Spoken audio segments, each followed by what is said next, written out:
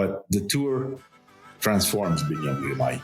He's now on a really good level. He's very ambitious also for the green jersey. And he's plus 900. Slightly uphill sprint is also good for Bruyneel Girmay. Hi, I'm Spencer Martin, along with Johan Bruyneel, and this is Outcomes.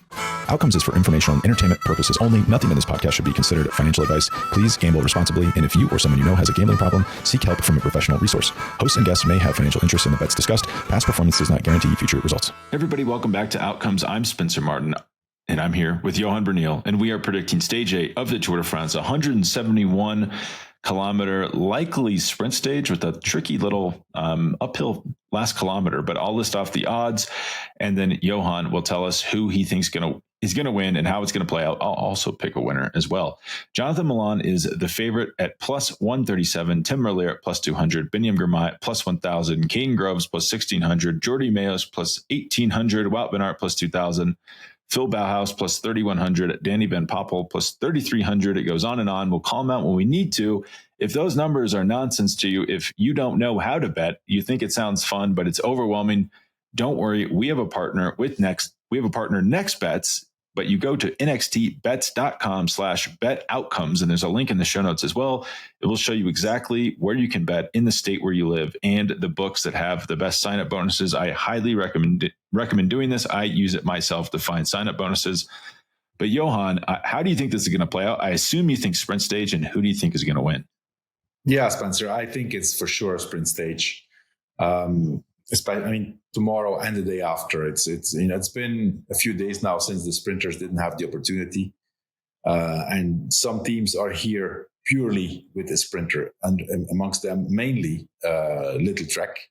They're here for basically for Jonathan Milan. He's now in the green jersey, or is he? No, Pogacar's in the green jersey. He's wearing the green jersey on behalf of Tadej Pogacar. Sorry. Yes. But I think first objective is to win a stage, and for sure he has ambition for the green jersey. So I think it's going to be a bunch sprint. Milan has the best lead out train, but I am going to pick Tim Merlier to win the stage. He's plus 175. Doesn't necessarily have the best lead-out train, if any. He just has Bert van Lerbergen. But Merlier has shown that he knows how to navigate his way through the peloton in the final of a race. And he just needs to focus on Milan. That Milan and his teammates are going to be the lead-out train for Tim Merlier, in my opinion. And on stage, on a finish like this, slightly uphill, 2-3% if you can believe the profile. I think for Merlier, that's also a great finish. It is for Milan too, but since we both have to pick one, I'm going to go with Tim Merlier. Yeah, it's a good pick. Probably the odds are flipped. Like, I don't quite understand why Merlier's not the favorite here, because I see him at plus 200 on FanDuel right now. I was a little worried about, I'm like, well, does he really win multiple stages in a Grand Tour? But I went back to the 2024 Tour and he won 2024 Giro, sorry. He won 3 stages against Jonathan Milan, Bruyneel Girmay, and Caden Groves. So the 4 top sprinters at this race. He's probably the fastest sprinter at this race, but I'm going to pick, just because of that uphill finish, and also he's not going to sprint at the intermediate sprint while Milan is. So here's a good case for Tim Merlier. I'm going to pick Jonathan Milan. I see him at plus 150 right in front of my face on FanDuel. I'm going to pick him at that just because of the uphill kick. I guess that's why Milan is probably the favorite, because it's funny because he's so big. You'd think he wouldn't be as good on uphill finishes, but he just produces so much power for so long. It can be hard to come around him on those uphill finishes. Also, at the Tour, we used to see riders spread wins around amongst themselves with Jasper Phillips, and that hasn't really been the case. But I'm going to go Milan because Andy's looked really good in these intermediate sprints. Maybe he can give some of that juice for the sprint finish. Hopefully he's not too gassed, but I'm going to go Milan. I think that this could be the stage that he wins at this race. Yeah, for sure. I mean, he's one of the main guys. Let's not forget, Jonathan Milan is not just a sprinter. He's a very, very good bike rider. Yeah. Anybody who, I mean, let's not forget, this is the world record holder over 4-kilometer pursuit on the velodrome. There's not many sprinters. I don't know any sprinter who can do that. So he's much more than a sprinter, which he's also, go ahead. I was going to say, he's potentially unaero. We were noticing that in the studio the other day, and the fast finish, he's very like upright, probably eats a lot of wind. So an uphill finish, I guess, is better for him because the speeds are lower. It's not as punishing for him. Yeah. Big power. Yeah, how many big sprinters have been 4K pursuit champions? Have you ever seen that before? I'm not sure I have. I mean, maybe Marcel Kittel, was he like a? Well, Kittel had been world champion time trial juniors. Okay, but that's still when they are kind of discovering. I mean, I don't know what the distance was in the time trial in the juniors.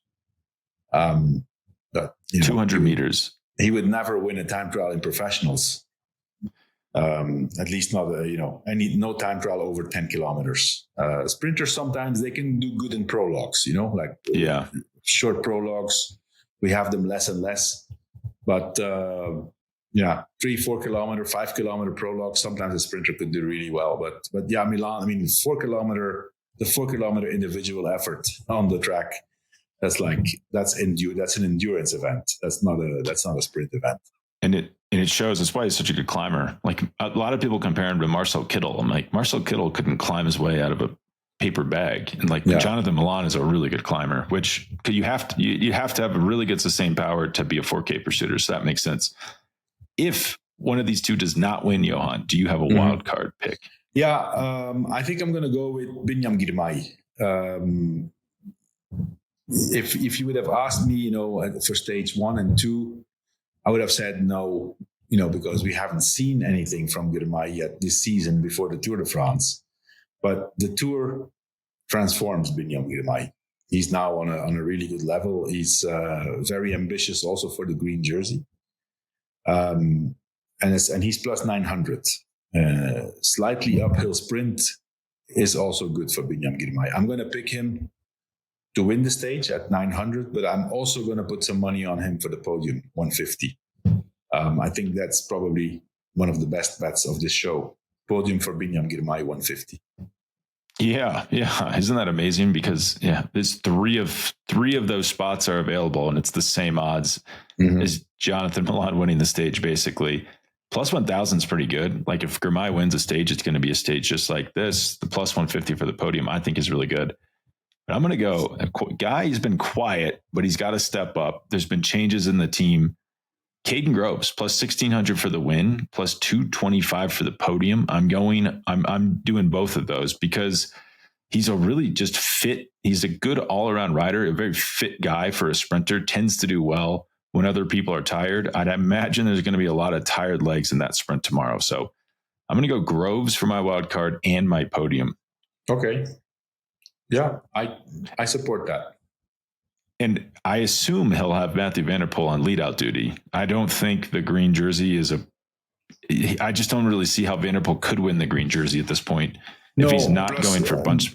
No, I think at this point, Van der Poel is going to give up on the green jersey. Yeah, I think that's probably something you play with during a few days, see how it goes. But no, after today, no. It's either going to be Milan or Pogačar, who is the green jersey. I think we can say this already now. Yeah, like if Milan crashes out, it's actually hard to imagine how. Well, not even crashing out. I mean, Pogačar is going to score a lot of points still. That would be, man. We'll see after these next 2 days. That would be unbelievable. I mean, if he won Spencer, look at it this way: we're 7 stages in. We didn't have any mountain stage yet. Who's leading in the green jersey competition? Tadej Pogačar. Well, on that note, I just need to share this fact with you because no one on set cared about it. We haven't had a mountain yet, Johan, and we had a time trial where Pogačar lost time, and he's almost a minute in the lead in the GC. That's unbelievable. Yeah. Those are big gaps for basically just a few time bonuses and a time trial where he didn't even win. He wasn't even top amongst the GC contenders. That was the worst stage for GC that he's going to face at this tour. And he's almost a minute in front of everybody. And yeah, he might win the green jersey. It's pretty incredible. But let's take a quick break, and then we'll get back to your head-to-heads, which you're doing pretty well in the last few days. So you're going to want to stick around for that. All right. First head-to-head. This is on FanDuel in the U.S. Tadej Pogacar, minus 144 versus Jonas Vingegaard, plus 106. Jonas. Jake Stewart, minus 116. Stein Friedheim, minus 116. Oof. This is one of the most interesting ones to me. Wow. Stewart is the guy on Israel, right? Yeah, not clear to me that he's even going to, at some point, do they switch to him for the sprinter? Yeah. Well, I guess the thinking behind this is that Stewart is going to lead out for Ackermann, and the Norwegian guy is going to lead out for Werenskjold. Yeah. It depends how much they slow down each of them. That's a difficult one. Jake Stewart. Yeah, I mean, just to go back to stage 3, Jake Stewart's 14th. Stein is 29th. So that's pretty high up, Jake Stewart in 14th. I also would not rule out Jake Stewart eventually sprinting for that team. I mean, didn't the guy win a stage at the Dauphiné? Sprint yeah. Not the same thing, though. Not the same race. But it's like, if you're running away from a lion, you don't have to be faster than the lion. You have to be faster than the other person with you. It's like, he doesn't have to be faster than Merlier. He just has to be faster than Pascal Ackermann to be sprinting. So Biniam Girmay, minus 164 versus Caden Groves, plus 118. This is our wild card showdown. Yeah. I'm going to go okay, Girmay. Yeah. I mean, yeah, if you think about it, it's the defending green jersey winner against a guy who came in to lead out. It seems like he's getting into the rhythm. I have the feeling like you can also hear in his interviews, he's getting the confidence compared to the first few stages. I mean, he has an incredible ability to be good at the tour. For reasons I don't fully understand after being quiet all year. So I don't think we've seen the last of Girmay at this tour. Well, anything else, Johan, before we take off? No, that's it for me. All right. And then we will check in on there's actually some interesting top 10s and GC bets you can place, but we're going to wait a few days and then maybe we'll jump in on that on Monday after that stage. Okay. Well, thanks, Spencer. We'll talk tomorrow. Thanks, Johan.